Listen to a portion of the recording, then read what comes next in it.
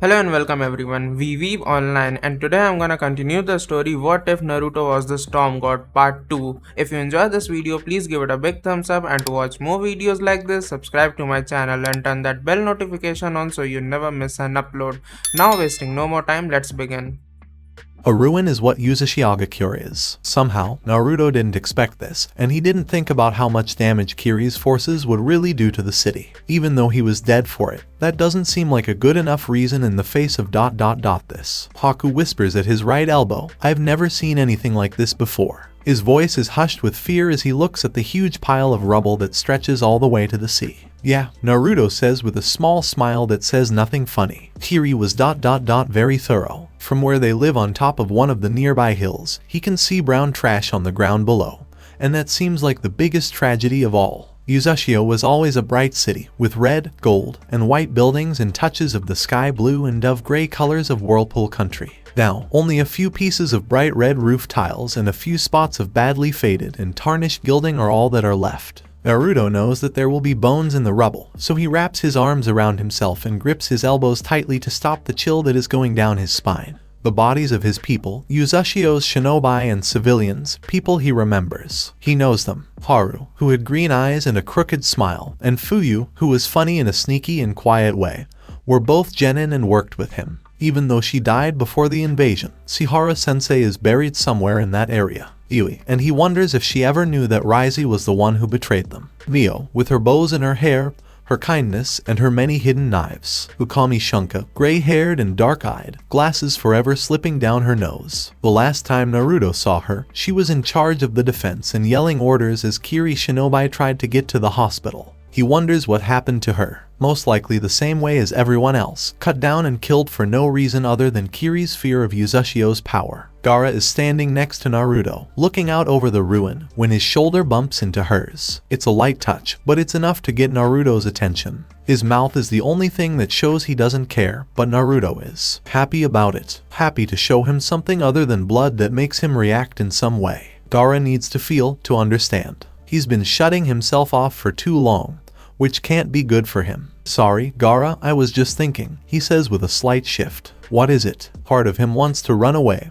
to leave and never come back to the scene of this tragedy. The rest of him burns and hurts, and Naruto knows that this pain won't go away until Uzashio is fully fixed. There's no way around it. Even if he could, he's not sure if he would. Gaara asks in a tone that is hard to understand, "Is this to be our home?" Naruto doesn't know if he's upset, not bothered, or just stating a fact. But it does raise a good question, and Naruto tries not to sigh too much as he moves forward, picking his way down the slope. Even though they haven't reached the city yet, they are already in Uzashio. He can feel it in the ground, a soft, humming vibration that goes all the way to his bones. Uzashio is happy that he's back and lets him know it. Haku and Gaara can tell by the quiet tension in their faces as they step past the seal-carved stones that mark the boundary. Naruto says it will be as he runs his fingers over a deeply carved seal. It comes alive with a quick touch, a touch of chakra that makes it light up. With a sharp snap and a crackle, the spark of golden chakra jumps to the next barrier stone, bringing it to life as well,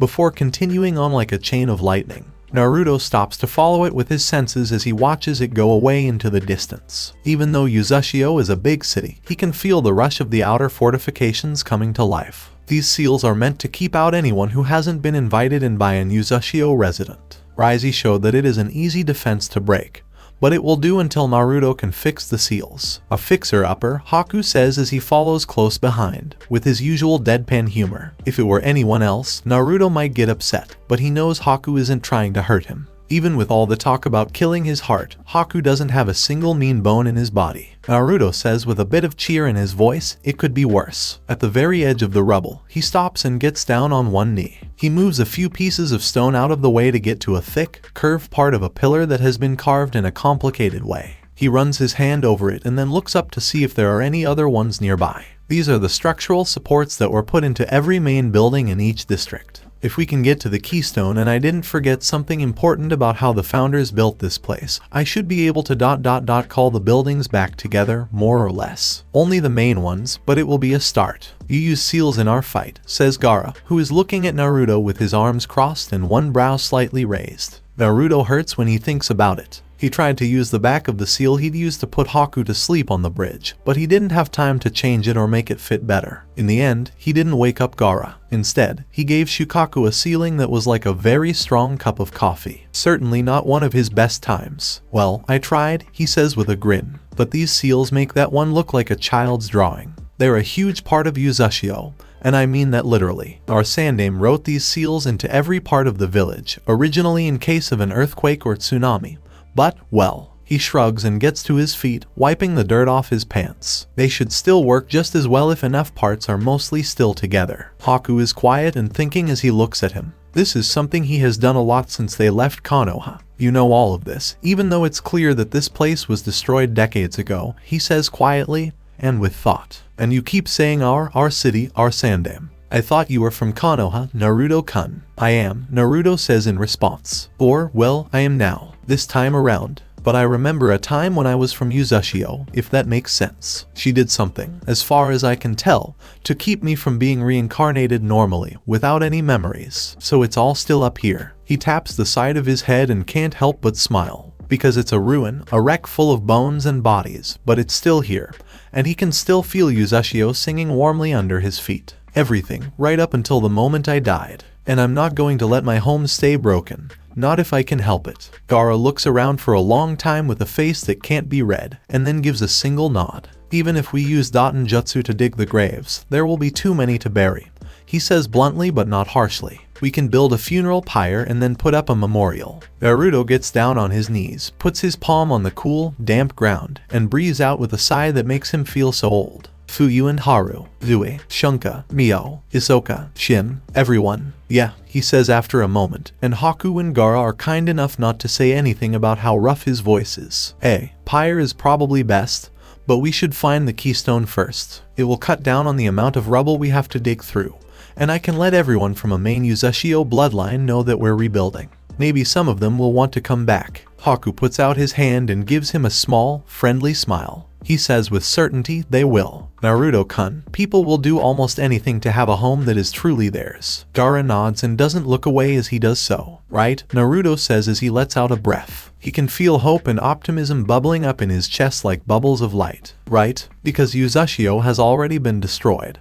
But she is still here, still living, still waiting, and still believing that he can make things better. Fix what's wrong." He's pretty much told her he will. Just like he told Mito he'd make Yuzushio into something great. He didn't get the chance to keep those promises the first time.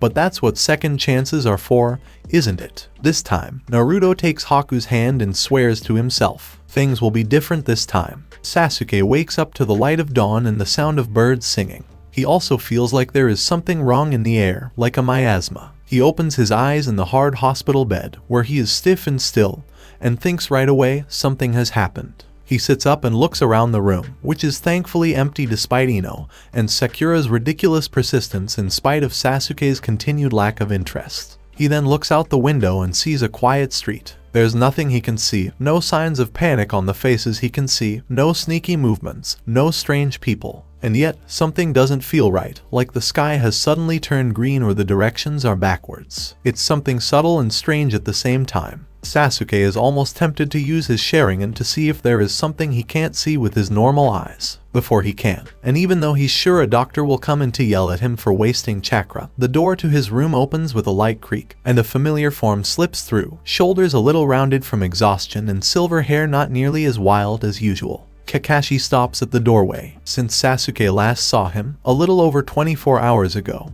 he looks like he's aged 10 years. This is because Sasuke has been sleeping, letting his body finish what Tsunade started. There are new lines on his face and a new look of sadness in his eyes. Sasuke has never looked at their teacher and thought, he's broken, but he could think that right now, he could easily do it. Something's happened, he says, and a knot of fear, unease, and anger forms in the bottom of his stomach. What's that? Kakashi hesitates for just a second, but even that is too long for Sasuke to wait. The last time he felt this way was when he woke up after Itachi killed his whole clan, and he can't lose anything else now, right? Kakashi takes a slow, deep breath, looks up, and with just 2 words shows him that he is wrong. Naruto's gone. Sasuke stares without understanding for a long time. Tsunade must have broken his ears when she fixed his mind, because he can't have heard what he just said. He can't have heard what he just said, because Naruto can't be gone in any way. Gone, he says again and again, and his voice cracks even on that one word. What? What do you mean by gone? After another painful pause, Kakashi drags himself across the room and sits down at the foot of Sasuke's bed. His left hand is tightly clenched into a white-knuckled fist, and his right hand is deep in his pocket. These are tells that an experienced shinobi wouldn't show unless he or she was in the middle of a major emotional crisis, or a complete breakdown. And Sasuke can't tell which it is. The copy nin says his apartment is empty, and the tone tries to be flat but fails by a long shot. No one has seen him in almost 3 days, and his chakra isn't anywhere in Konoha. It looks like he left on his own, but we haven't ruled out kidnapping. It's possible they just wanted us to think he left on his own. Sasuke can't stop himself from laughing. Then they must not have known much about the dope, he says, swinging his legs off the bed. He'd never do that. Kakashi just looks at him, feeling old and tired. Haku, their packs, and Team 7's picture are all gone. No, Sasuke says, and the force of that one word even surprises him. Naruto didn't want to go. He wants to become Hokage, a trembling voice says. Sasuke and Kakashi both look up and see a pale, wide-eyed Sakura standing in the doorway. Sasuke is right. He can't do that outside the village, she says as she crosses the room and looks at their teacher. You know, Kakashi-sensei, that Naruto would never betray the village, right? The way Kakashi hesitates says more than any words could. He stops looking at them and runs his hand through his thin hair. Naruto didn't have an easy childhood, he says over and over again. You two are pretty perceptive, so I'm sure you noticed. If they got to be too much, and with Naruto losing the Sandam and failing to become a Chunin, he might have decided he'd be better off somewhere else. The Hokage is putting together a team to find him. Sasuke says right away, I'll go with them. His heart is beating like a tattoo in his chest. Gone, gone, gone, and something cold and stiff is wrapped around his lungs. He slides out of bed and stands up, ignoring the wobble as he does so because this is important. He will never forget those nights when they ran into each other on their way back to their apartments after training. Both tired and too tired to say much more than a tired wave or a grunt. But Sasuke remembers what was between them, and he thought Naruto felt it too. He thought he felt it when they worked together to defeat the Demon Brothers and Zabuza, and when Sasuke looked at Naruto and saw someone to respect. Naruto, with his wind and water and strange moments of brilliance, his slapdash plans that work beautifully, and the way he smiles at Sasuke for no reason other than to be friends. He had believed, but it looks like he was wrong. Someone took him, he grumbles, looking at both Kakashi and Sakura. Or someone made him leave. I'm going to drag the idiot back here and beat him, and then we can fix the problem. Sakura and Kakashi both look at him, then back at each other. Still pale, Sakura's lips have thinned into a firm line, and as she straightens up, there's steel in her spine. Kakashi nods slowly. You might not have time for your revenge, he says with care, with a manhunt like this. Sasuke grits his teeth and turns away, making fists with his hands. Naruto beat him in fights and was better at ninjutsu than him. When Naruto looked at him, he didn't just see a classmate, he saw someone who could be a rival, a friend, not just a teammate. He thinks about getting even with his brother, thinks about how many men, women, and children Itachi killed just to get stronger. He wonders about his own journey to get stronger and the cursed seal on his neck. How about me? Would I do that to kill Itachi if I had to? The scariest thing of all is that he doesn't know. That's fine, he says in a steady voice when his voice stops shaking. I'll get my revenge even if Itachi dies before I find him. If he had died on that bridge, he would have left it to Naruto. Leave it up to Naruto and be happy. Because Naruto would have taken his and the clan's revenge. Sasuke is willing to wait a few years to reach his goal if it means saving the one person he would have given so much of himself to. Sasuke will learn to wait for his turn. In the long run, it can only help him. In the meantime, he will look for Naruto, find him, and bring him home. Kakashi nods and gets out of bed. He puts a hand on his shoulder and walks away. Well then, he says, and his voice has a hint of something that sounds a lot like hope. Then, let's go find Naruto. The heart of Uzushio is buried deep in the ground and is well protected by seals and barriers. Naruto walks down the long hallway alone, which is only lit by the blue light from the marks on the wall. When he told Haku and Gaara they couldn't come with him, they argued and frowned, but they stayed on the surface anyway. The Uzukage is the only one who comes down here. The Uzukage is the only one who knows what's going on here. Naruto runs his hand along the wall, setting the seals on fire. Then, with a soft crackle, the seals go back to normal. Even though Uzumaki Raiji was very smart and read a lot, he couldn't find more than a brief mention of this place in any book. Only words and a single document in the Uzukage's office that is impossible to break and to carry the secret. Nothing else for just this kind of thing. Just as quietly as a whisper, the doors at the end of the hallway open on their own when he takes 3 more steps and runs his fingers over the carvings in the stone again. The room beyond them is only about 12 paces across and has a pale floor with hundreds of names carved into it. Naruto looks at them for a moment. Uzumaki is the deepest, but Ukami, Jinrei, Suo, and so many others are all here, too. All clans had at least 4 families and 12 people, as long as some of those people were shinobi. All of them are here, their names stained with blood given by the family head, and everyone has added at least a little chakra to the keystone. The keystone itself is nothing special. It is a hexagonal piece of marble with a series of simple seals carved into it that fit together. But Naruto can feel how powerful this simple piece of stone is, and he walks across the room without stopping or being afraid while Uzashio whispers excitedly around him. He gets down on his knees, bites his thumb until it bleeds, and quickly spreads the blood over the seals. "Come home," he says, and his voice, which is Arashi's, sounds like it's coming from a big mountaintop instead of a small room. Uzashio has been in ruins for too long. If you've ever wanted your own land, a place where you can be free and safe, come home. Uzashio is waiting. He pauses, and a small smile comes over his face. Your cage is ready for you to come home. Naruto closes his eyes as his chakra bursts out in a rush of light. He can feel it all the way down to his bones, can feel the surge and rush as old seals come back to life when blood, chakra, and Uzashio's will bring them back together. Buildings, roads, and arches are putting themselves back together and rising up. Structures that have been broken up into pieces of stone and piles of rubble for a long time are standing up again as the seals burned into them put them back together the way they should be. Not all of them yet, but in time they will. Not all of it, but enough. Naruto opens his eyes and smiles because he can feel it in his soul. Uzashio's cry is spreading across the elemental countries, looking for those who have the blood in this chamber. Come home, he thinks, while Uzashio sings all around him. Come back. Uzashio's voice travels across the land like an echo, like light, like dawn breaking over hills, like thunder rumbling between mountain peaks, and like ripples on still water. Tsunade sighs and turns her head away from the whisper. She is sleeping at her desk in Konoha and dreaming of a man with white hair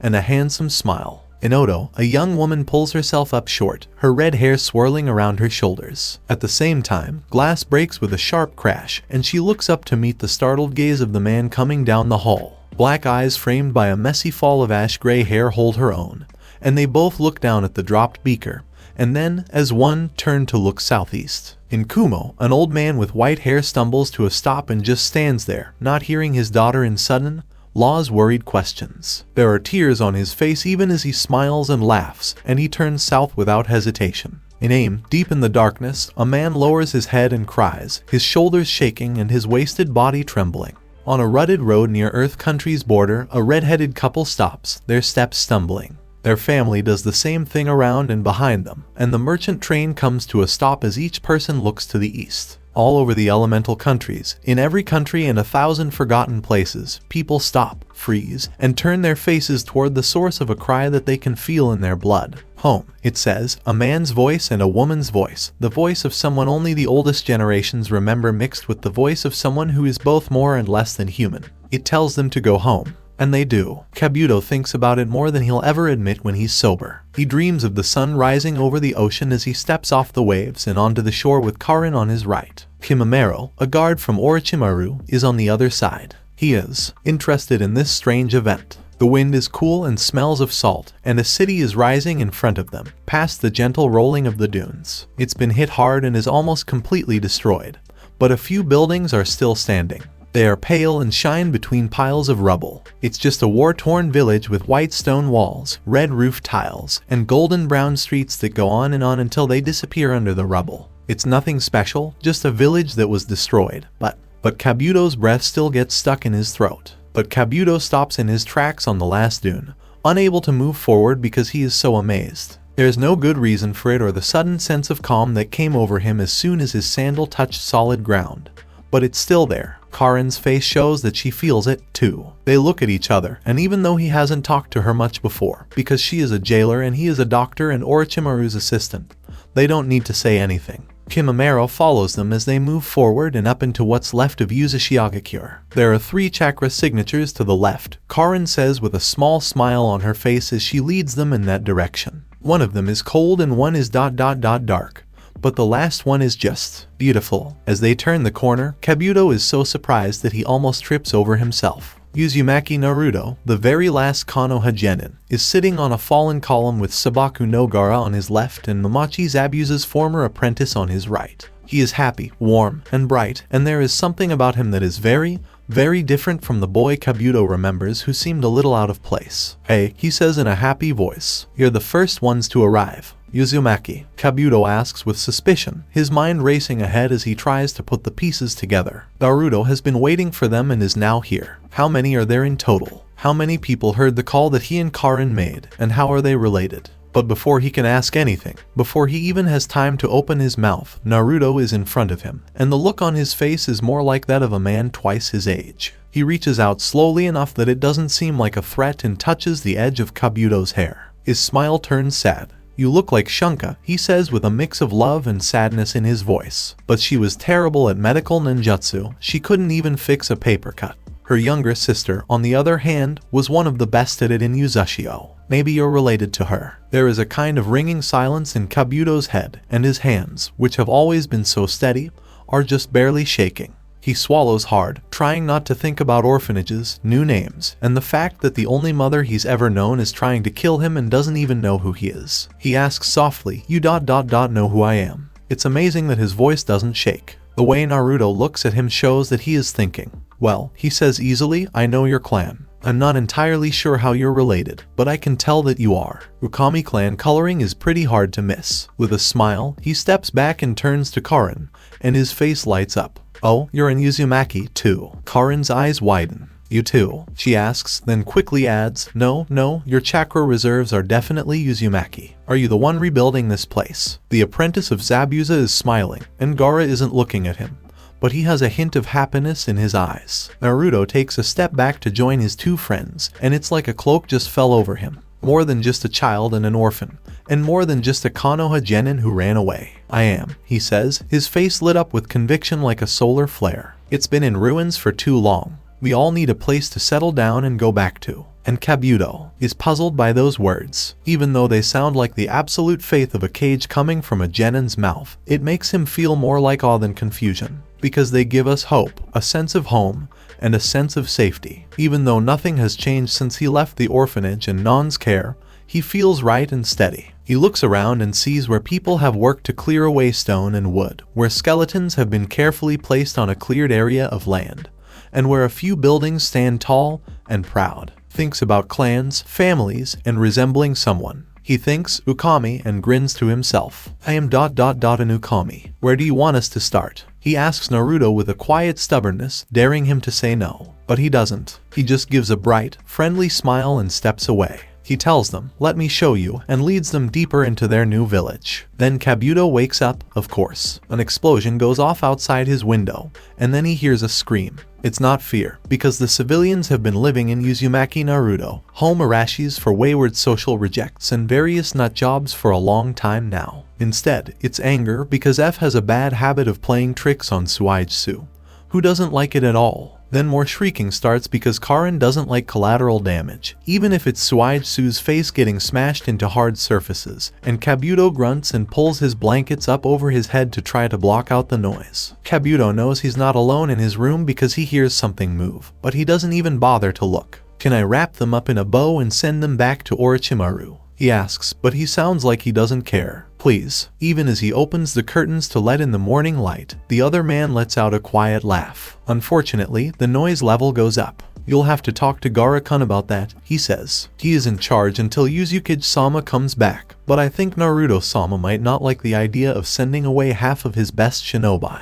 "But can you imagine it?" Kabuto asks, leaning up on his elbows and looking at his friend, who is one of the few sane people in this crazy place, whether or not he is holding the Rokubai. "There would be so much peace." Utakata raises an eyebrow and doesn't seem to mind at all that fire is shooting up over the streets. "That's probably eerie." "Get up, Kabuto-kun. If you aren't at the hospital in an hour, your minions will probably start to destroy themselves without you." Even as he gets out of bed, Kabuto prays for patience. If he had known this would happen, he would have said no right away when Naruto asked him to be chief medic, and he probably would have left the country for good measure. As he gets ready, he asks, "Shouldn't you be with Gaara?" Even more so if Karin is there instead of being his assistant. Utakata's voice is dry as he says, "Our dear Jounin commander is with his team. I think he reacts to antics the same way you do. We'll be lucky if he doesn't quit before the end of the week, let alone before Yuzukage-sama comes back." It's Thursday now. Kabuto looks at the odds and says, sarcastically, that Utakata is probably right. Is there a backup plan for if he does? He asks, curiously, as he and Utakata walk out of his apartment.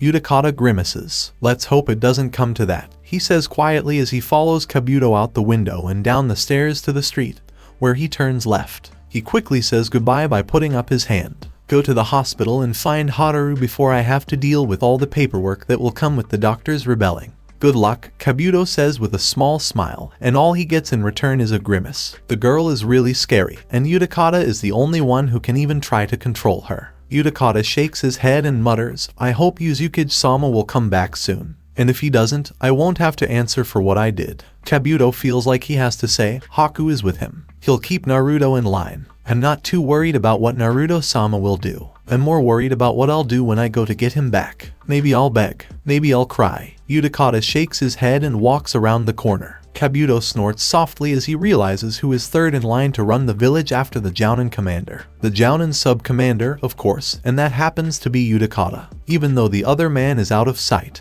he murmurs, I'm sorry. He then turns on his heel and heads to the hospital to find out what went wrong today. Arg, says Ino as she sags further into her chair and spreads her long legs out in front of her. Damn, why can't they just call this Chunin babysitting duty and be done with it? Then at least we'd know what we were getting into. We're Jounin, damn it. Where's my well-paid, glory-filled a rank mission? With his eyes on the stack of reports in front of him, Sasuke nods. And to think I spent 2 years traveling with that perverted freak of a sage to get my promotion, he mutters. He then blocks out all thoughts of the Toad Sage and the 24 very long months he spent looking for leads on the road. Some things are better left in the past. Quickly, thoroughly, Ino's growl is low, but it sounds very dangerous, and she cracks her knuckles for extra effect. Freaking pervert. Stay the hell away from any bathhouse within 100 miles of me, she growls, her blue eyes narrowing sharply to warn. After the last, at least it makes Sasuke look away from the papers in front of him. It's just another letdown, so it doesn't matter. Yes, he is blonde and has blue eyes, but the marks on his cheeks are just stage paint, and he is not a missing nin. After what happened last time, he says dryly, Jiraiya flinches when I even mention you are Sakura, and he's still trying to get some of the bruises out. The only thing Ino can do is smile brightly and shake her head, which makes her long ponytail flip back over her shoulder. She says, after the way he was drooling and laughing, he got off easy. We should have hit him so hard that he died. No argument, Sasuke says to himself as he throws away the top folder and opens the next one. After a half beat, he rolls his eyes and throws it away, too. Even though Naruto is a missing nin, he can't see him going into the business of trafficking people. Stupid idiots, he groans. Why in the hell am I paying them? To kill trees by making a lot of paperwork that doesn't need to be done.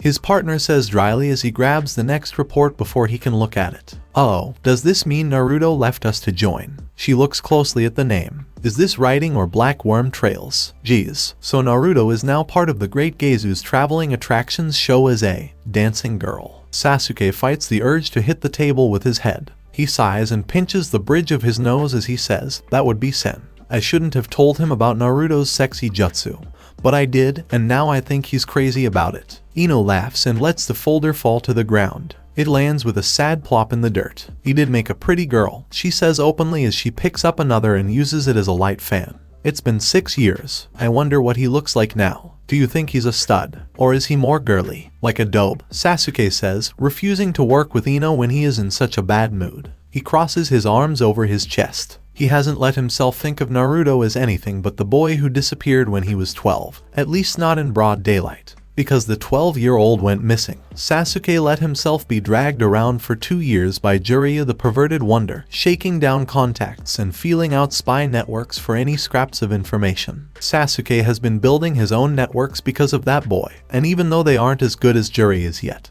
he is well on his way to becoming a spy master in his own right. Anything to find out something. Sasuke is the only other member of the Rookie Nine who doesn't get sad when Naruto is mentioned. She doesn't hint like Sakura does that it's been too long to have any hope of finding him or call Sasuke a fool for keeping looking for so long. doesn't stutter and turn away like Hinata, get angry and quiet like Shikamaru, or sigh like Shino and Choji. She talks about him and smiles when she thinks of the other blonde, and Sasuke can't thank her enough for that. Maybe she started it to get closer to her crush, but they've all changed a lot in the last 6 years, and now there's nothing but honesty behind it. As if she could read his mind, Ino smiles and tilts her chair back as she arches and stretches out. She hums. Let a girl dream in peace, Sasuke-kun. You're not doing anything to make my dreams come true. Sasuke gives an eye roll. Aren't you married? He asks in a dry tone. Ino waves her hand away. Hey, it's Shikamaru. As much as I like being on top all the time, it's nice to think about a change of pace. People cringe all over when they hear that. Sasuke has become reluctantly fond of Ino, but any thoughts about Shikamaru's sexual life are unwelcome, hurtful, and completely unjustified. Ugh, I feel like I'm getting sick. Hey, she says, but as she hits him in the shoulder, she is laughing. Let me tell you, I have great taste. Some rocks just need more polishing than others to become gems that any girl would love to own. If you mean by polishing daily beatings, 6 of one, half dozen of the other, Ino shrugs, then turns to look out the window at the main gate to their left. Damn it, can't even one interesting person come to Konoha today. Being a standby Jounin gate guard sounds great on paper, but if nothing changes in the next half hour, I'm going to die of boredom. When did the last exciting person come to the village? Well, I don't know about you, but I thought that guy with the spear was pretty interesting. Sasuke looks at her with a surprised eyebrow raised. Who is it that said his spear was made from the bones of the Sage of Six Paths, and that it would destroy anyone it touched, so we should give Konoha over to him right away? Well, it was fun to see Tsunade-sama dropkick him right back over the wall 10 seconds after he walked in, says Ino. She tilts her head, looks at the folder she's still holding, and then sets it down to join the others. As the daughter of Konoha's former chief of intelligence, Sasuke trusts his daughter's judgment enough to leave the rejected people where they are. Ino knows how to find things. Hell, Sasuke-kun, if I were a suspicious person, I might think that all of these so-called spies were using you for their own personal gain and not keeping their end of the deal. With a grimace, she throws away another one. I had my doubts, Sasuke says very carefully, but I still think it's worth it. He doesn't have to, because she can tell from the way Ino looks at him and smiles with her lips turned in a funny way that she gets it.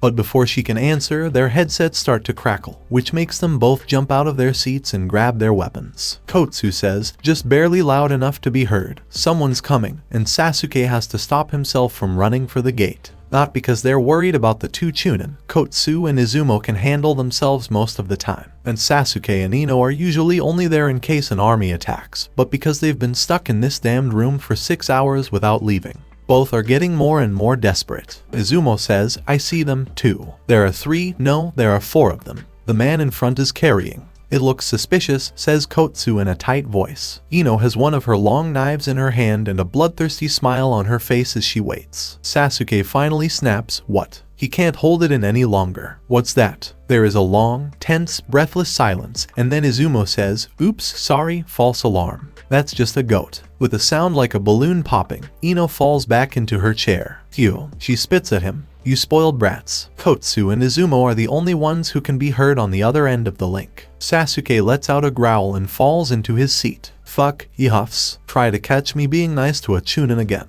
You're nice to Chunin, Ino asks with a skepticism-filled eyebrow arch. Why? For the love of small green apples. It takes Sasuke a second to think about that one, and he feels a little better when he can't remember any other kind acts like that. Well, if I ever was going to be, I've changed my mind. Good choice, says Ino, letting out a sigh to ease the tension in her muscles. She flips her knife through her fingers and then puts it away so quickly that it seems to disappear. With a nod, Sasuke agrees. You've gotten better. Asuma-sensei has been training with me, she says with a smile, stretching again before crossing her fingers over her bare stomach and putting her legs out in front of her and crossing them at the ankles. Last time we sparred, Lee beat me even though I was using ninjutsu, genjutsu, and my knives. Since Sakura was there, I'll never forget it, but you can bet I'll beat him next time. Lee is a monster, Sasuke says bluntly, remembering his own fight with the older boy, which made him wince. Ino laughs out loud. Yeah, but Sakura beat me the last time we fought,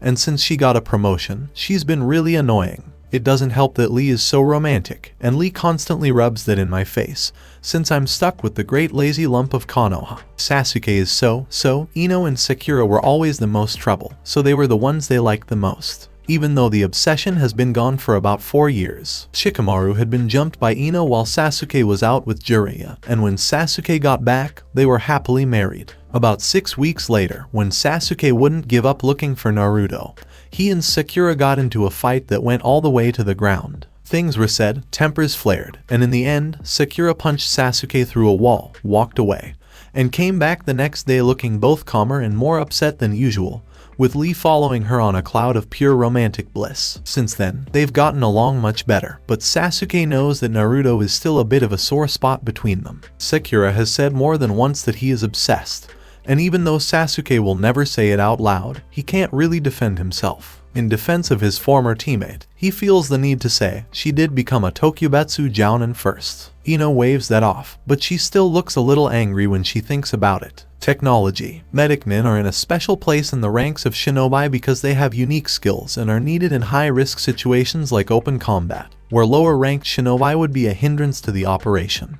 When they get promoted, most of them automatically qualify for the rank of Tokubetsu Jounin. Sasuke looks at the blonde with a smile. Did you learn that from the handbook just so you could say it to Sakura? The smile in response is almost too big to see. Please, Sasuke-kun, show me proof before you accuse me of anything. There's a pause while they both look through a few more files half-heartedly, and then, out of the blue, Ino says, I'm really glad you're not a jerk like you used to be, Sasuke-kun. Sasuke says, I thought it was part of my charm, but he doesn't look up. He knows it's true. He was a first-class jerk, and a huge part of him wonders if that wasn't why Naruto left in the first place. He presses his hand against the sealed mark on his neck, which no one has been able to remove. It's ... more of a symbol now than anything else. It's a symbol of what he almost let happen, of what he almost became, and very likely would have become, if Naruto hadn't distracted him at just the right time. But Naruto gave Sasuke a distraction when he ran off into the dawn. And it took Sasuke 2 years on the road with only the lecherous Toad Sage for him to realize what was going on. During those 2 years, Sasuke searched every crowd they passed for blonde hair, blue eyes, and a bright smile. He looked at every battlefield, whether it was empty or full, for signs of Futon and Suton being used together. It took Sasuke 2 years to realize that Itachi had been pushing him towards something that night. Sasuke is as stubborn as a boulder, so the sudden realization made him angry, hurt, and confused. Why would Itachi have been pushing Sasuke down this path? Did he want to test his strength against another Uchiha? If that's the answer, Sasuke won't help him. He'll get stronger and go as far as he can. But he's doing that for a different reason right now. Oh, he'll still get his revenge if he can.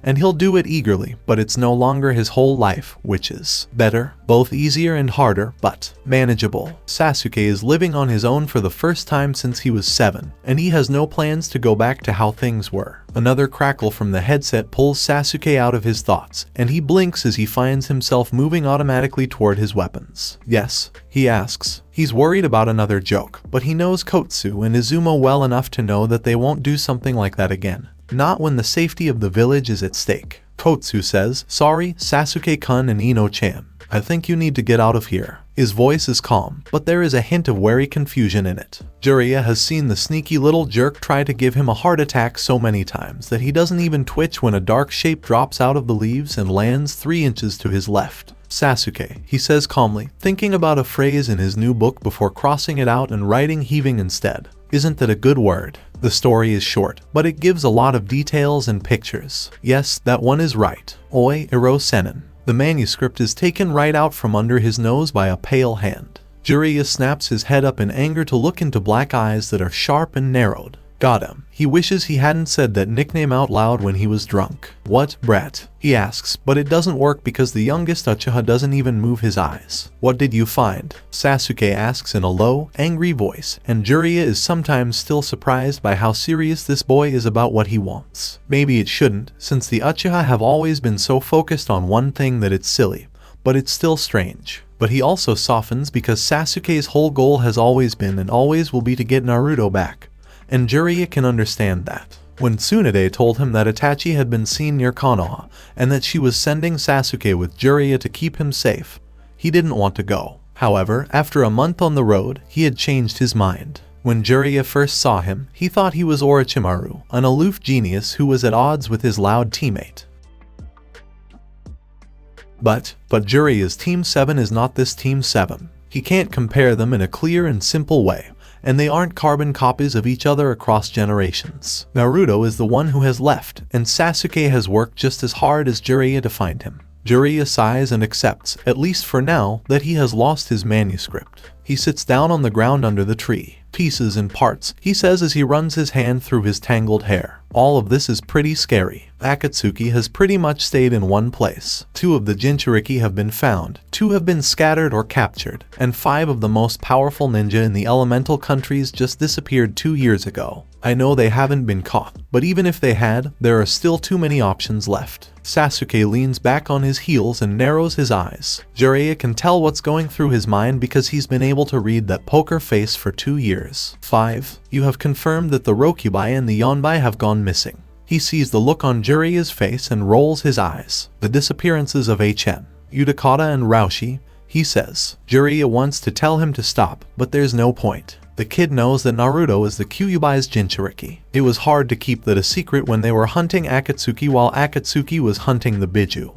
And he also knows that the box isn't the same thing as the beast inside. He's just a spoiled brat who won't use people's names unless he has to. After a short pause, he says, I did, just to make sure Sasuke knows Jiraiya is judging him. Iwaze Anbu says that Raushi left his hiding place 4 years ago, went east, met a group of unknown shinobi near Taki, and then disappeared. Kiri is busy dealing with their demon lady Mizuki's reforms and can't be bothered to notice when one of their missing nin goes even further off the grid. This made it harder to find Utakata. Still, as far as I know, he and his apprentice moved away about 5 years ago. F disappeared not long after Naruto did, and Gaara might have gone with him because they both disappeared so close together. So, that's 5. Jiraiya takes a deep breath out and shakes his head. 5 insanely powerful Biju and the humans who house them, and nobody knows where they are or what happened to them. As Sasuke rocks back on his heels, his mouth tightens into a flat, unhappy line. You said that Raushi met some people. Is this the same group of unidentified shinobi that has been doing missions along the coast? After a while, he asks. Jiraiya nods, but he can't quite stop a smile from twitching at the corner of his mouth. You mean the one that makes Kiri and Kumo mad because it steals all of their customers? Oh yeah, I've heard rumors that they're pretty good, but most people aren't talking about them. Whenever I try to find them, I always hear about it from a friend of a friend of a friend of my sister and cousin. Laws, he gives a small shrug and looks at the paper Sasuke is still holding, wondering if he wants to risk a lunge. The brat is good at katen jutsus, which is a shame, and he uses them far too often on innocent romance novels. I'd be more worried, but for Konoha, this is good news. We've never been able to keep up with all the requests, but now that a new group is willing to help, we can focus on the more important missions. Win-win, unless they know something about where Naruto went. Jiraiya thinks for a moment about telling the Uchiha that Naruto isn't the only one who's gone missing. It's 5 goddamn Jinchuriki with all the power that comes with that. But when he sees the boy's face, he decides it's not a good job. Yeah, nothing is getting through to him as long as he can smell something. Jiraiya almost wonders why he didn't make a deal with a dog like Kakashi. Except for that, he says, it's also strange that a lot of people have been moving east recently, only to disappear once they leave the coast. I can't find them, and no one else is talking about it either. Sasuke gets up with a scowl on his face, still holding the stolen manuscript in one hand. Tsunade wants to talk to you right away. There are 2 shinobi in this area who say they are from Uzashigakure. Uzashio, huh? Jiraiya slowly gets up, and he can feel his age in every bone. Tsunade has aged well, and so has even Orochimaru, but Jiraiya has never been able to say the same. Of course, both Tsunade and Orochimaru are very pretty princesses, so that could also be a factor. Well, really, if we are too late, she will throw her desk at us. At you mean. But Sasuke follows him as he jumps up into the tree, across to the nearest roof, and towards the Hokage's office. Jiraiya is almost amused by how innocent the boy is. Oh, you jerk, he laughs. If you think Tsunade's anger won't reach you because you're not her target, you're wrong. Brat, no, don't you dare. Sasuke gives him a smug grin while flames crackle happily in one hand and Jiraiya's valuable second draft is held tightly in the other. He then moves very quickly toward the Hokage's window. It's not enough to get away from the angry toad sage on his behind, though. Jiraiya snarls, curses the day he ever listened to Tsunade, and agreed to take the spoiled brat traveling. And lunges. Would you mind telling me why this is all new to me, Jiraiya? Sasuke has been to enough meetings between Tsunade and Jiraiya to know what she's really saying. Which is something like, if you don't have a good reason, I'm going to put your head on the wall and screw the paperwork. Jiraiya also knows what this means because he raises his hands like he is giving up. Hey, I told you what I heard about a new village for shinobi. I've even told you that small groups of people are moving east and then disappearing behind a wall I can't get around. And I know you got my reports about a new group doing missions along the coast. I mean, even for me, Yuzashigakure is a bit of a stretch, don't you think? Tsunade doesn't look impressed or convinced, and she gives off a hint of irritation that catches Sasuke off guard a little. Most of the time, the slug Sannin is very fair, almost to a fault. This anger is something different. It's not all about how their intelligence network failed. And with a sudden sound of impatience, she pushes back from her desk and rushes to the window, her whole body tense. Then tell me why a man who I could have sworn was dead for 50 years just walked into my office and told me that Uzumaki Arashi wanted to take the Chunin exams. She snaps. Sasuke knows almost nothing about Yuzashio, and what little he does know, he's only learned in the last hour, so the name doesn't mean anything to him. But Jiraiya's face turns a little pale. He lived? He asks after a moment, his voice rough and his surprise not well hidden. I thought the Mizukage personally took care of him. Tsunade sighs and rubs her face with her hand as she turns back toward them. For a brief moment, she almost looks her age, even though she is a henge. I'm not sure, she says, folding her arms under her breasts in a way that looks like she's trying to defend herself. Yauko said Yonde Mizukage, which means it could be someone else. But it could also mean that he's just counting this as a new reign, which I wouldn't blame him for after how bad the end of his last one was. A long silence follows, and then Jiraiya sighs, looking resigned and slightly sad. Even though I want to believe it, Tsunade, the man, was almost the same age as Sandaime. He would be over 70 years old now. I admired Sensei's drive, but I don't think a man of his age would have been able to rebuild his village after seeing it destroyed. I don't think that even the Storm God was able to live forever. Howl God? Sasuke asks, unable to hold back his curiosity when a whole village appears out of nowhere. Because he has never heard of Yuzashio or Whirlpool Country, and he has never even heard of the Uzumaki clan,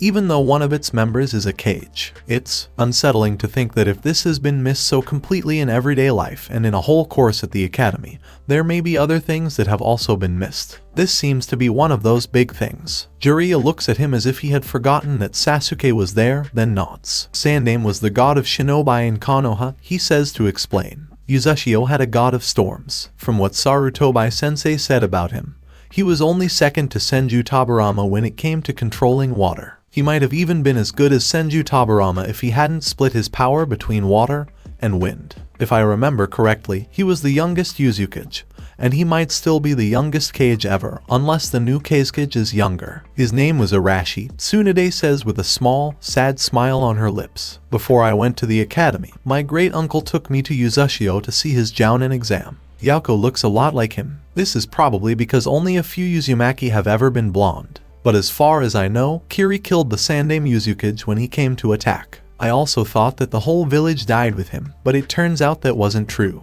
When he thinks of his blonde Uzumaki, who has Yauko's bright, happy personality but none of Sasuke's measured reserve or careless, beautiful grace, he can't help but feel a painful tightness in his chest. Who disappeared into the wind before he could learn about his clan's home and family, since he had grown up without either. Do you think, he asks in a quiet voice, that Yuzashio has something to do with Naruto leaving? It's a crazy wish that he can't help but voice. A big hand lands on his shoulder and squeezes for a moment before letting go. Jiraiya gently reminds him of something Sasuke has said over and over again for the last 6 years, or being taken. We don't know, Sasuke, and even if Yuzashio is newly built, it's not a good idea to accuse them of stealing Jinchuriki. Even more so if they have been able to keep their village a secret for so long. They must have a great spy master, to be honest.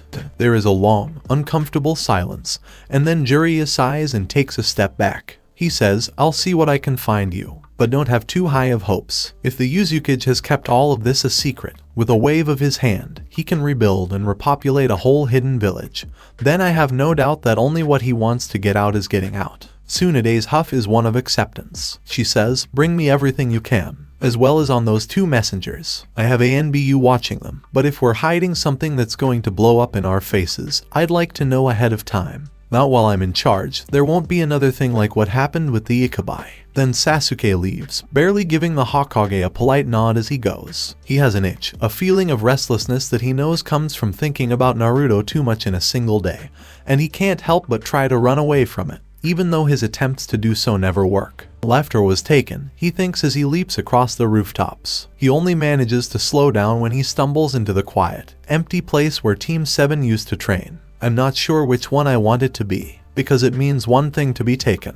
Leaving is a whole different thing. What the hell, that was scary. Naruto doesn't even wait for the barrier to be put up on the wall of their hotel room before he pulls his mask down and puts his hands up to his eyes. Haku grabs his wrist before he can get the contacts out, and when Naruto pouts at him, he raises one haughty eyebrow. What about our deal, Naruto? He asks the blonde as he pulls his visor up to his head. You must keep at least some of your disguise the whole time we are on this mission, or I will not hesitate to freeze you solid and send you back to Gaara. Even though Naruto knows it's more of a promise than a threat, he rolls his eyes. When Naruto first suggested this trip, Haku wasn't too sure about it. He had also argued harder than anyone else against Naruto coming along, even though he knew Naruto was the best choice because he knew the shinobi in Konoha and how the village was set up. But they've already argued about this 7 times, including 3 times on the way here. Naruto doesn't want to go over old ground again because it will make him angry and make Haku give him a look that would make a glacier look friendly. So he leaves the contacts where they are and flops down on the bed to stretch out his senses. The seal is making a faint humming sound.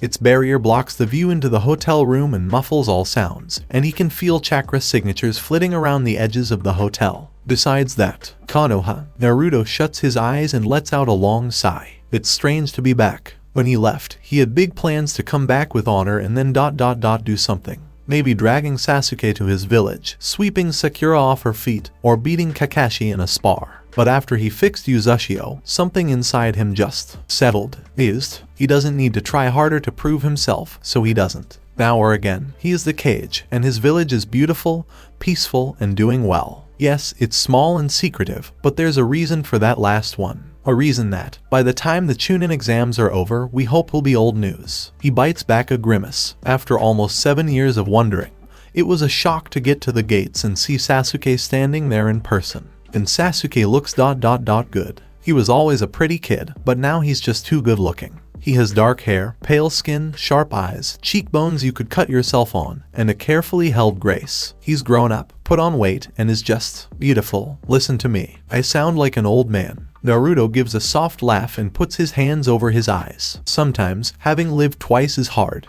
When people ask him how old he is, he has to work hard not to say 45, which is the age he was when he died the first time, or 64, which is the total of his ages from both lives. But the people of Uzashio and Orochimaru's exchange shinobi, or whatever they call themselves, who followed Kabuto when the Snake Sannin made it clear he wasn't going to let his assistant go blindly because he's not as heartless as he pretends to be, are tolerant enough of his reincarnation and occasional descent into memories that few of them care. After seeing a whole village rebuilt in 4 years, it might be easier to accept. All of them have worked so hard. Civilians, shinobi, and Jinchuriki are all working together to rebuild a place that was destroyed decades ago, and that most of them don't remember or have any connection to. They've already done it. Uzashio is still as beautiful and bright as it was before the invasion. It may not be as crowded, but it is a home for many people who had given up on ever finding a place like this. More than Konoha ever was, it's his home, and he's so happy there that it sometimes stops him in his tracks. Just, happiness is a wonderful thing,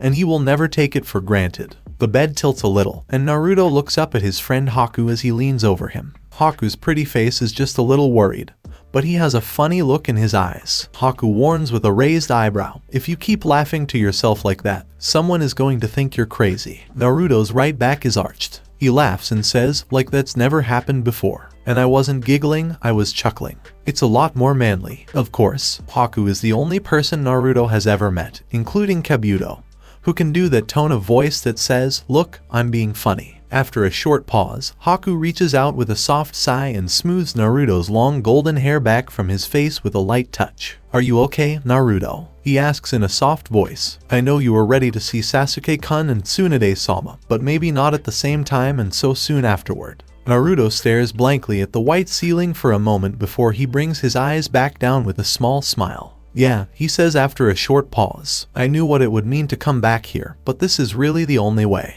We need to find evidence. If Orochimaru comes forward like he said he would, the jerk will be gone for good once we have it. I don't want to spend the rest of my life looking over my shoulder, waiting for him to manipulate things again and drop another invasion on us. She won't be happy, Yuzashio. Haku gives a wry smile and a gentle tug on a lock of hair as he replies. I wasn't asking about your duty, Naruto, he says softly. I was asking about you. You've thought about Sasuke-kun quite a bit since we left. It makes sense that seeing him again would make you feel strange. Naruto puts his fingers over his eyes and makes an angry noise. He says, I'm an idiot. Damn it, he might not even care that I left. He was always with Sakura, and not sure, maybe closer. At least, things were easier between them. She did what he wanted, and he didn't try too hard to get rid of her. Both of us, I never knew for sure if he saw us as friends or competitors. I know he was my friend, but I in the end, that doesn't mean much. We'll be here for at least a month, Haku says as he stands up and heads for his bag to start unpacking. Maybe in that amount of time you can come to some kind of agreement. As Naruto, we might be able to. As Yauko, I doubt it. Naruto stands up to watch his partner organize his senbon. He sighs and reaches up to pull the bell-stringed ornaments out of his hair, which causes his blonde hair to fall down around his face. They are Mio's, the ones she gave him that day at the market. Finding them in the rubble was a bittersweet and almost triumphant moment.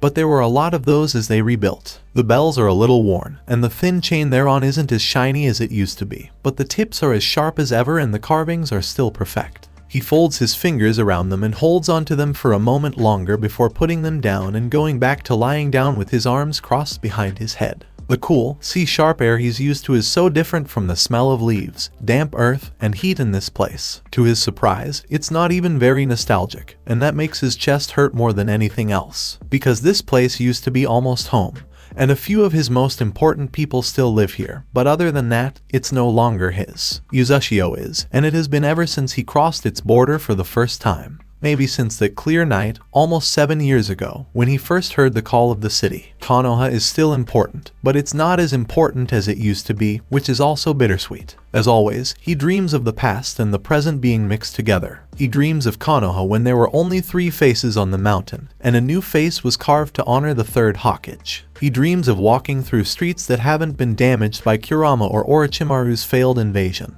with the hot fire country sun on his face, and his usual guards long gone. Arashi, someone calls out, and Naruto turns around with a smile on his face. Saru, he calls back, even as the Sandaime Hokage, who can't find his office beyond a Konoha Hidaite, runs a few steps to fall in beside him. Hiruzen makes a face at him, not caring about his pride. But he's only been Hokage for a few weeks, so he hasn't been in charge long enough to get stiff. He says, I really wish you wouldn't call me that. As they walk into the training grounds, Naruto laughs and stretches his arms above his head. He also twists to get his back in line. Well, if I don't do it, who will? He asks with a smile. If you're not careful, you could become one of those stuffy old men who spend all their time in the office. As your friend, it's my job to keep this from happening to you.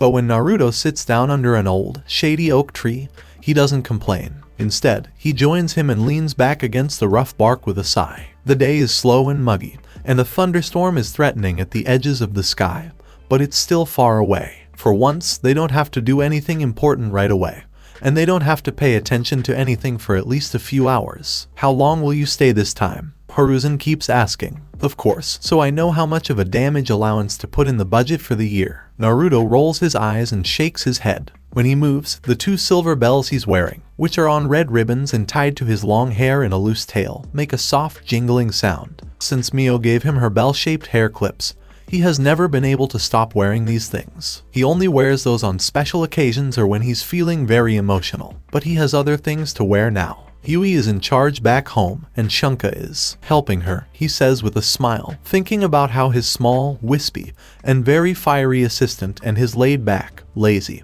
and always amused Jounin sub-commander are probably butting heads right now. They have never been friends. Naruto likes to call it unresolved sexual tension, but that makes Yui call him a pig and Shunka smile menacingly and point her kunai. The chief medic, Jinrei, agrees with Naruto, but Jinrei has always liked things that make Shunka upset. I really think that if I'm gone for more than a week, one of them will find me and drag me back kicking and screaming. Hiruzen laughs because he met both Kunoichi the last time Naruto was in Konoha, which was a few months before Tobirama died.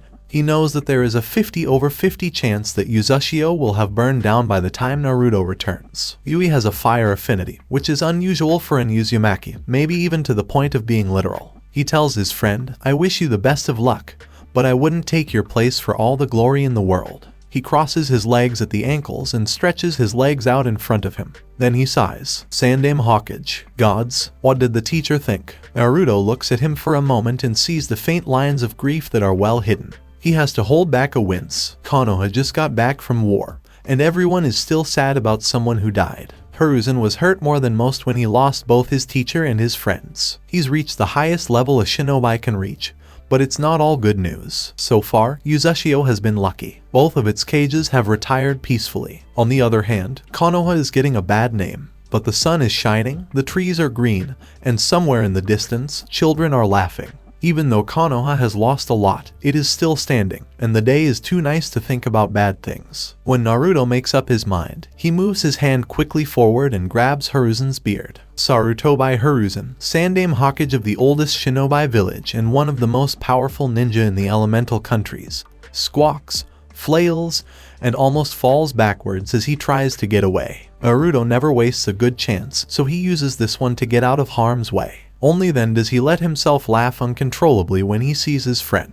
"You mean Tabarama? He thought that you already looked like an old man because you had a beard." He makes fun of the other man in between fits of laughter at how he looks. Hiruzen snarls, "You spoiled brat," as he roars to his feet and throws himself forward. Naruto tries to get away, but he's laughing too hard to make a good show of it. The Hawkage lunges at him and grabs him around the waist, bringing them both to the ground. They fight for a while, trying to smash each other's faces into the grass until Hiruzen takes advantage of their closeness and pulls the bells out of Naruto's hair. Naruto coughs as his hair falls into his eyes and mouth, and Hiruzen cheers as the Uzukage stumbles, wriggling out of the blonde's grip like an eel and moving back a few feet to show off his prize. "These are mine now," he says to Naruto with a smug smile as he puts them in his kunai pouch with a showy flourish. "Think of it as payment for the way you attacked the Hawkage." Even as he gets up, Naruto sticks his tongue out at him. With a huff, he tangles his fingers in his hair and pulls it away from his face, grimacing at the leaves and twigs that are now stuck in it. He says bastard half-heartedly, "What will you do with the bells?" "Hiruzen, you're pretty, but I don't think they're your color." Hiruzen laughs and says, "Lies," but he gives up and gives Naruto a pair of senbon to use instead.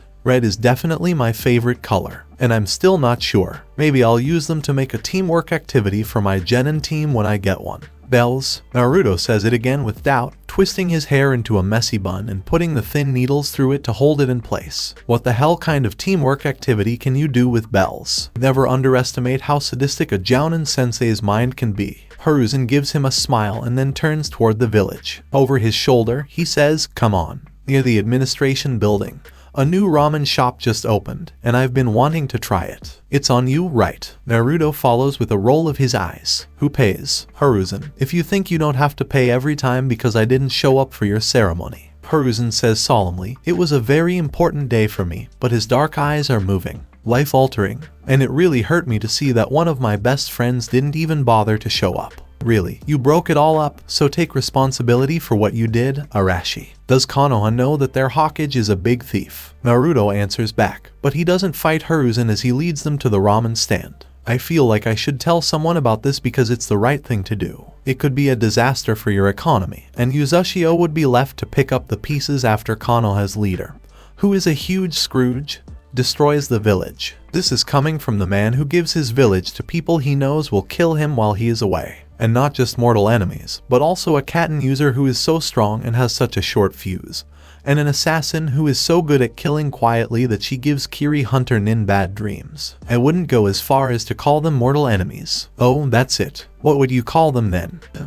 Rivals. Most of the time, rivals don't want to rip each other's throats out with their bare hands. I know that because Yui-san said she would do it the last time you left her alone with Ukami-san. "Oh, shut up, Saru." The first time Jiraiya is put in charge of his own Genin team, he goes to his old teacher and asks if it's okay to use the bell test that his own team did on the first day. Sitting behind his desk with his pipe in one hand, Sarutobi just looks at him for a long time. Then, he very carefully reaches into his robes and pulls out a pair of silver bells on red ribbons. He looks at them for a moment and then asks Jiraiya, "Do you remember meeting Uzumaki Arashi?" When Jiraiya hears the question out of the blue, He blinks, rocks back on his heels, and chews on the corner of his lip. "I do," he says after a moment. It's hard to forget a man like Arashi, who always smiles and laughs but is still unimaginably dangerous, like a calm summer sea that just barely hides the raging storm on the horizon. Jiraiya had seen what happened after the attack on Uzashio, and even though the city was destroyed,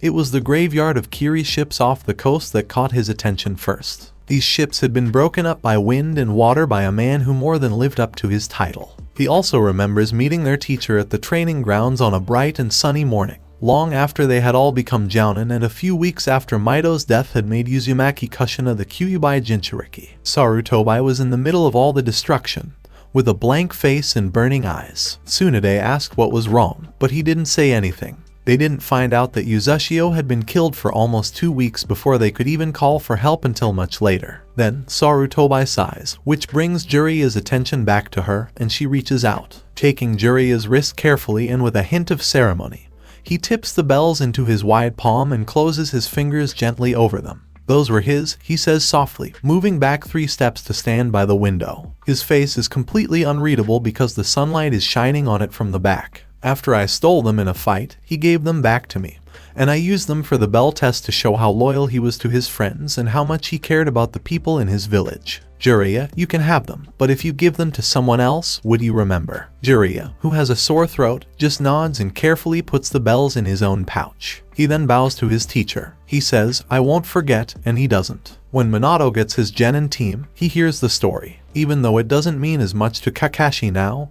he still hears it. Uzashio has become a distant memory that is rarely talked about. But he hears it and remembers, and Sarutobi watches it all and thinks of laughter in the sun and the bright, sweet sound of bells. They've come to Konoha at just the right time. There's no moon, and clouds hide a lot of stars. The village is dark and spooky, with shadows that go on for a long time. Naruto moves quickly and quietly through them. He doesn't need to look to know that Haku is on either side of him. There are chakra signatures all over the village, but they don't belong to people. They are spread out in pairs or small, close groups. Tiny pieces of darkness, shards that only a Fuinjutsu master who knows the organization well would think to follow.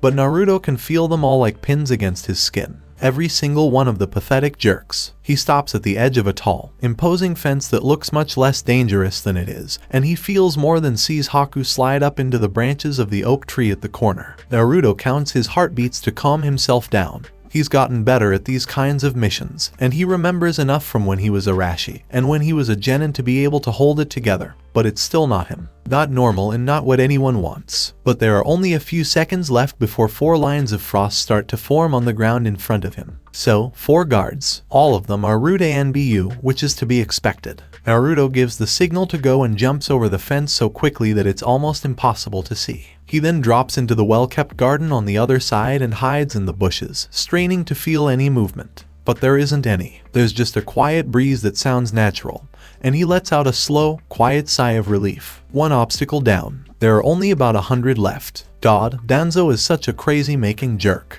Even so, if you think about how many people, not just Konoha's enemies, would be happy to slit his throat, maybe it's fair. Waiting another 30 seconds to make sure they haven't been seen. Haku joins him in a flash of speed and shadows. His visor is gone, and Naruto's mask is too. Both are easily recognizable, and if they're caught here, they'll have a lot more to worry about than just having their faces uncovered. The guard walks by going left, and then another one walks by going the other way. Naruto notices that their seals are getting farther away, so he raises his hand and twists his fingers to sign. Run clockwise, seals every 10 meters, 3 minutes to meet up. Haku nods to show that he understands, and as he moves away, he pulls a stack of paper squares out of his weapons pouch. Naruto doesn't let his friend leave because he is a cage and Haku is a skilled jounin who is often his bodyguard. They are both more than able to look out for themselves. Instead, he pulls out his own sealing papers and puts one against the wall, right where it meets the ground. It stays in place with hardly a flicker of chakra. As long as he waits until the guards have gone by before he sets them, no one should notice. In all honesty, the seals are just fancy recorders, but it took Naruto weeks to make them work well enough for this. This is Danzo's stronghold and hideout, but when he and Haku are done ringing it with seals that record and remember chakra signatures, present wards, and guard rotations, they'll find a way in. Danzo could hide all of his information and records somewhere else, but Naruto doesn't think that's likely. Since the man is suspicious and obsessed, he probably won't want anyone else to find his files if they find another place to hide. Here in his house he likely feels safe. Naruto won't let him stay safe for too long. After what he did, no way. Not after what he'll do in the future if we don't stop him now. He slams the last seal into place just as Haku slides through the bushes with nothing in his hands and no harm done. The brunette nods to show that everything is fine and then quickly jumps over the wall. There is no shouting or sudden alarm, so Naruto follows him and softly lands in the streets. He's angry, and he's never felt this way before. No longer, at least, because Uzushio is better now, fixed and rebuilt, and as strong as ever no matter how much damage it took. But if Danzo has his way, that probably won't last for long. Naruto knows that Uzumaki Raizi was a good, kind child who was always quiet and easygoing,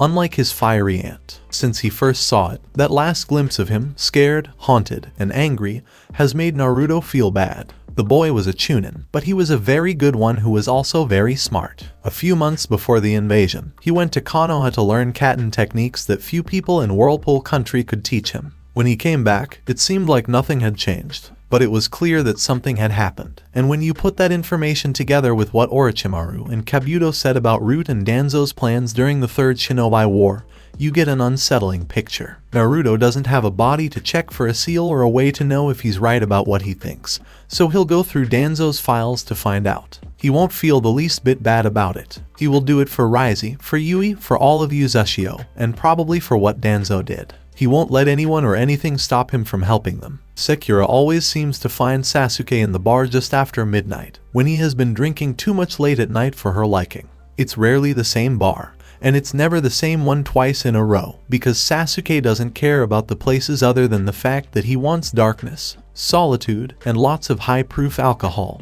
which is the norm in a shinobi bar. But no matter what, if he isn't going back to his apartment by 12 o'clock, she will slide onto the stool next to him a few minutes later. If he was more suspicious, he might have thought it was a plot. Now, she asks him, "Long day," and points to the bartender, telling him to bring her one of Sasuke's drinks. Sasuke throws back the last of his and vaguely thinks that she will regret it, even if Tsunade has trained her to be tolerant. He'll drink because he likes the taste, but not in this situation. Not when they've been thinking about their lost teammate all day long. He knows better than to try to forget his memories by drinking, and he knows from experience that alcohol can't get rid of blue eyes or a voice that sounds all too familiar, but it helps. It makes his thoughts less sharp and hurtful, giving him enough peace to sleep. Even now, when he knows Naruto still has family out there and wonders what would happen if he went to see them. What if he left Konoha because it didn't offer him anything, and moved in with this other Uzumaki who is a cage and helped him rebuild his village and become a relative, which Sasuke will never be? Hey, Sekira's fist lightly hits the top of his head, which most likely means she's worried about him. Sasuke almost screams, but doesn't quite. He pulls back, twists around, and glares at the Kunoichi. The Kunoichi raises an eyebrow in response, showing that he is not impressed. She asks again, "Long day?" Because you and Ino were probably talking about having gate guard duty last night, and as far as I know, there were no major invasions today. So, Sasuke, why are you trying to pickle yourself? When the bartender tries to hand the glass to her, Sasuke gives her a sad look and takes it. He drinks it all at once, then tells the man, "Just bring me the bottle," and waves him off. But it's a stall, and Sekira can tell by the way she's watching him. He's never been good with words. Painfully awful is more like it. So when he rubs his hands over his face and asks, "Have you ever heard of Uzushiagakure?" he doesn't try to sugarcoat anything. Yes, Sekira says right away, which is normal, likely. Sasuke thinks he knows a lot about books, but he has never been as eager to learn as Sekira,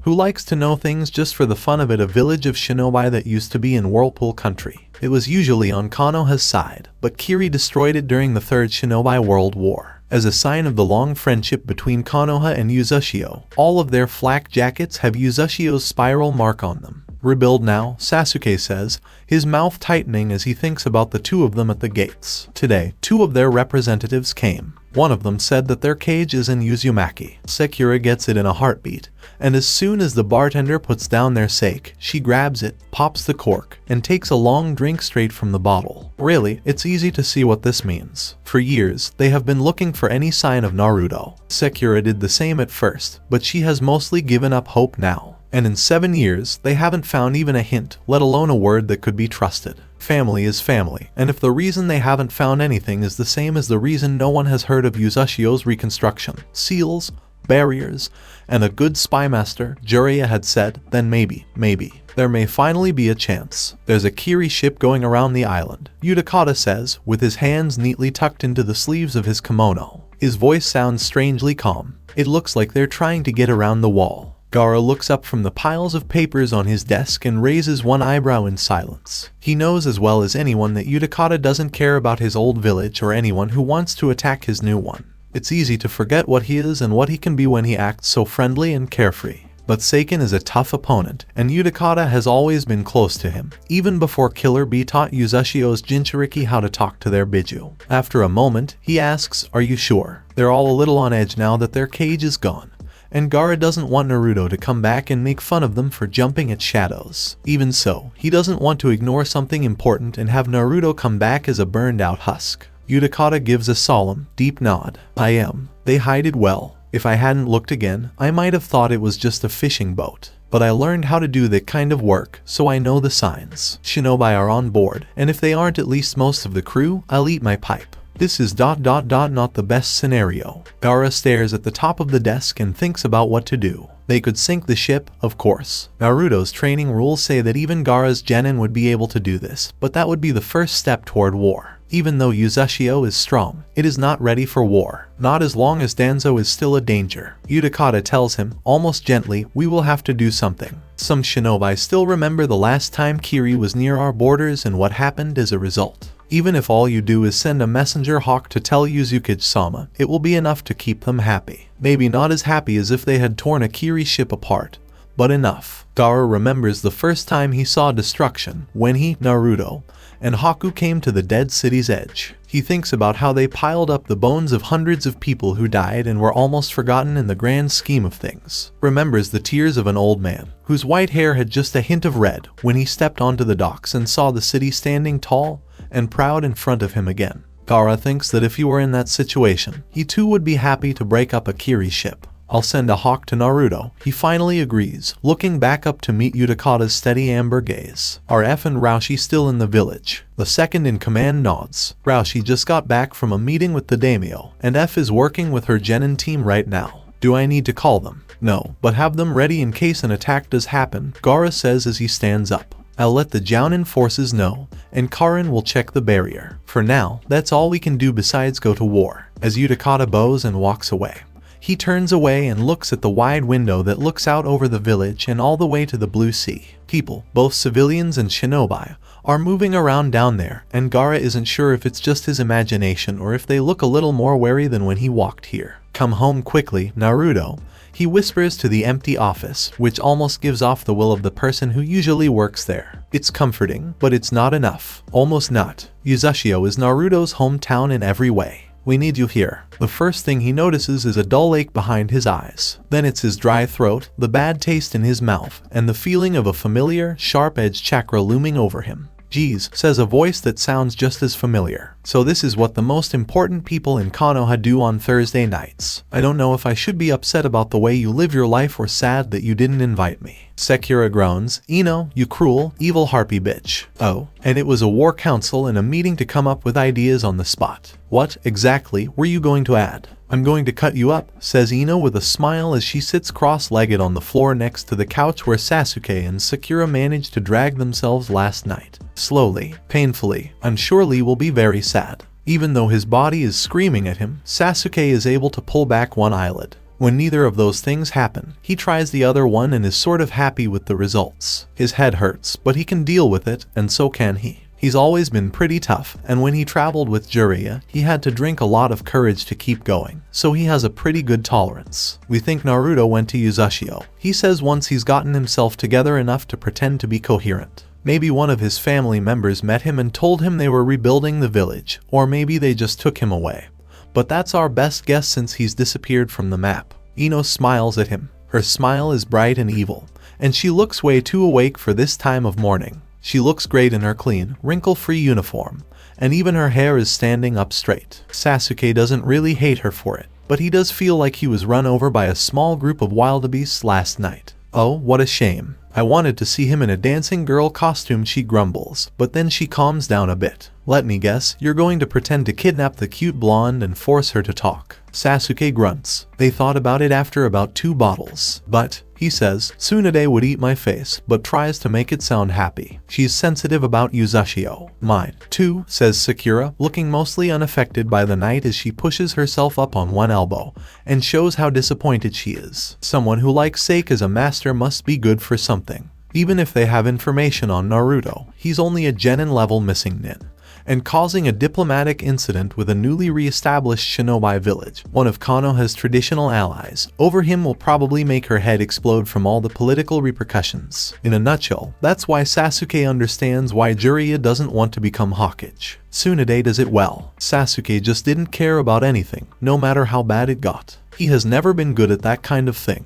Interrogation in a polite way, then. Ino asks, or, whatever Sasuke-kun says about it. Sasuke knows he should be offended by that, but his desire for coffee wins out. He pushes himself off the couch, untangles his legs from Sakura's, and takes a moment to be very, very thankful that it wasn't Lee who walked in on them. In the name of Sakura's honor, he can only take on so many challenges, and he's already done for the month. Sakura says, coffee for Sasuke, then gives Ino a quick glance. Ino smiles and nods. There are 2. Then leave, find the Yuzashio nin, and tell us what's going on. This is where I live, Sasuke argues, but he is already on his way to the kitchen. You can't get rid of me. He can only respond with twin giggles, and then he stalks over to the coffee pot to add water. He remembers how, when they were kids, Naruto took Sakura's hits, even though he wasn't trained, and then brushed them off. This amazes him. He'd rather just do what she tells him to do and be done with it than risk her punching him through another wall. I should have run away with Naruto.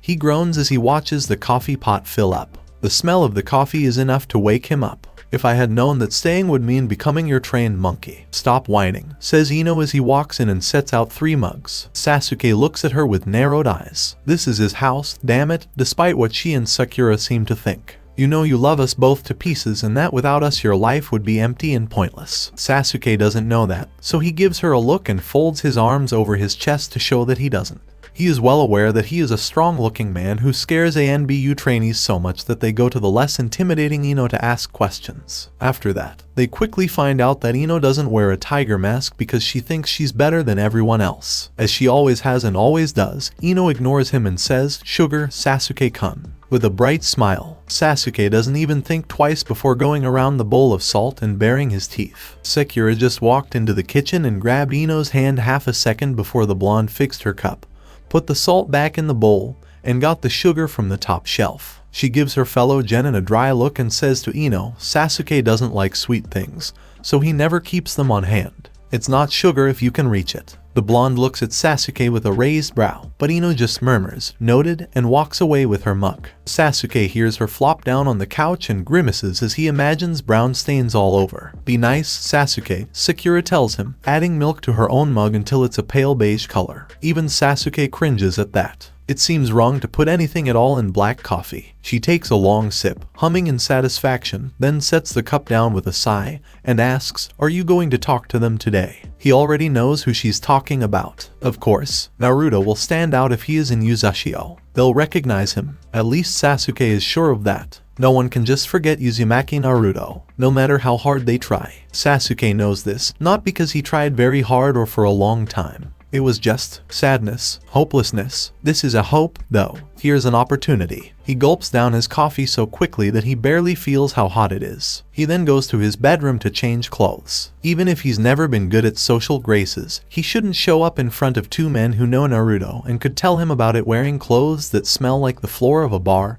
and a 5 o'clock shadow. Also, Jiraiya might do it, and if Jiraiya told Sasuke not to do it, Sasuke would throw himself off a cliff just to be mean. "Don't destroy my house," he growls as he walks by the 2 women lying on the floor in his living room. Sakura rolls her eyes and makes a face at him while Ino just raises her mug to him. She tells him, "Live a little, Sasuke. What's a couch without a few stains of coffee?" "Mine," Sasuke says right away. "If you spill even a drop, I'll put you in a nightmare where Shikamaru is your husband. And Ino, yours will be getting married to Lee." He hears 2 cries of protest and offense, but Sasuke has already left the room. It's easy to find the inn where the 2 Yuzashio nin are staying because it's the only one in Konoha with an ANBU camp set up around it. Sasuke stops on the edge of a roof and looks at the guard in secret. He knows the squad and who will probably be in charge, so he sends a secret signal and then sneaks into a narrow alley between a tailor shop and a liquor store. 5 seconds later, another shape follows him down, and even though he is wearing a sparrow mask, it looks like it knows him. Neji lands softly, barely moving the dust under his sandals, and gives a small nod.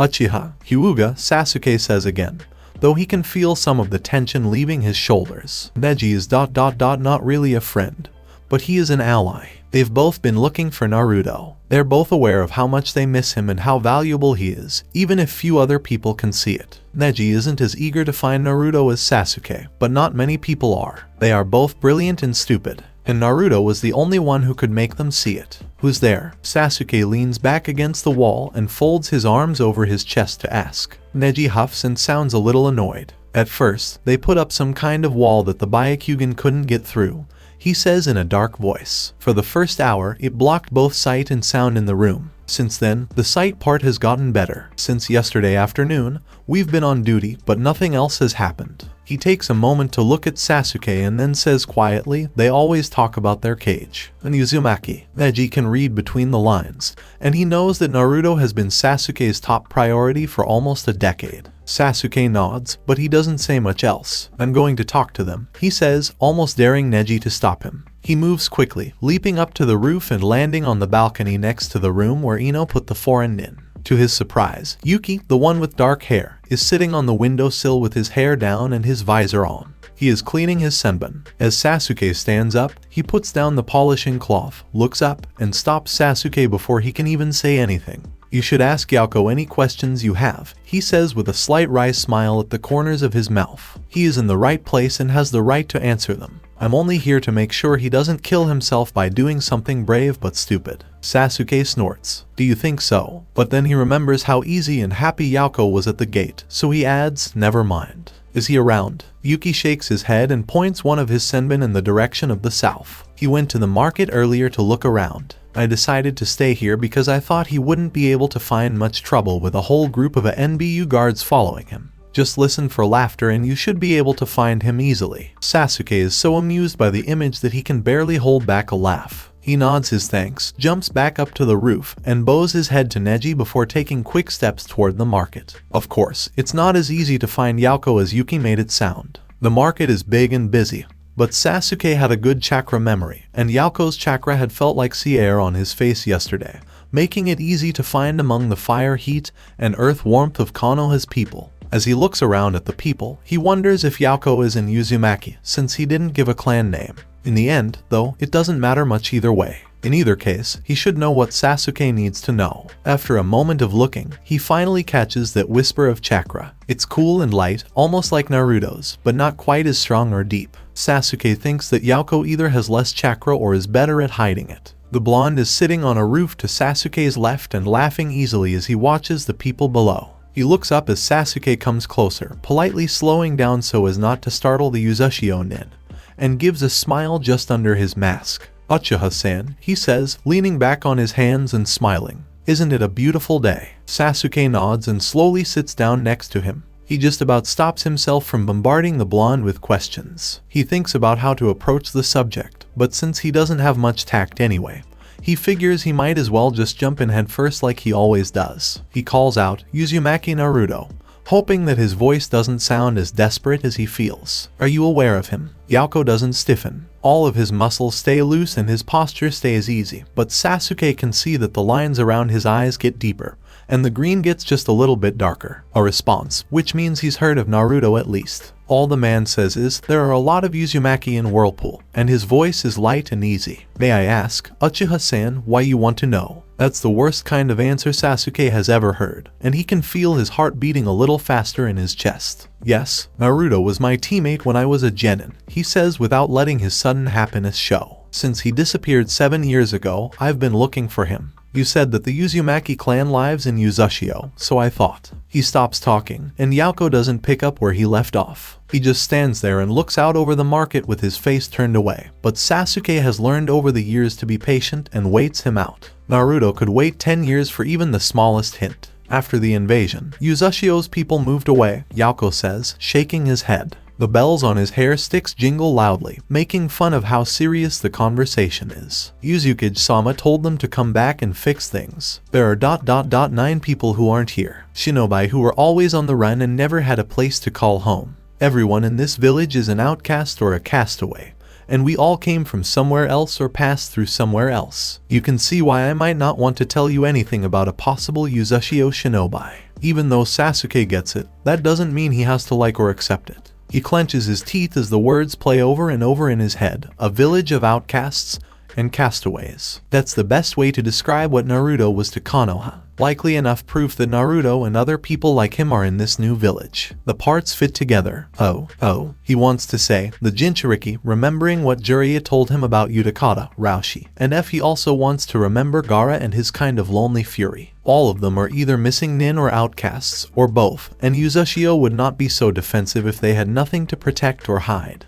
When Sasuke blinks away the sudden rush of thoughts and looks over, he sees solemn green eyes framed by tangled locks of sun-bleached blonde hair. His expression is serious, determined, and fiercely protective all at the same time. Yauko won't tell him anything else, and Sasuke can tell from the look in his eyes that he should keep what he has said to himself. It's a sign of trust that wasn't asked for, and more than anything else, it shows that Sasuke's hope is not misplaced. Because Yuzashio is a village for the lost, the displaced, the wanderers, and the people who have been kicked out of their homes. It is full of Jinchuriki, Uzumaki, and shinobi who have nowhere else to go, and Naruto is probably one of them. When Sasuke closes his eyes, he feels something in his chest that is too bittersweet to be a win, too sharp, hot, and painful to be any kind of victory. But it's something. After almost a decade of doing nothing, just doing something is a victory. I will continue the series in the next part, so stay tuned. Till then, we weeb offline.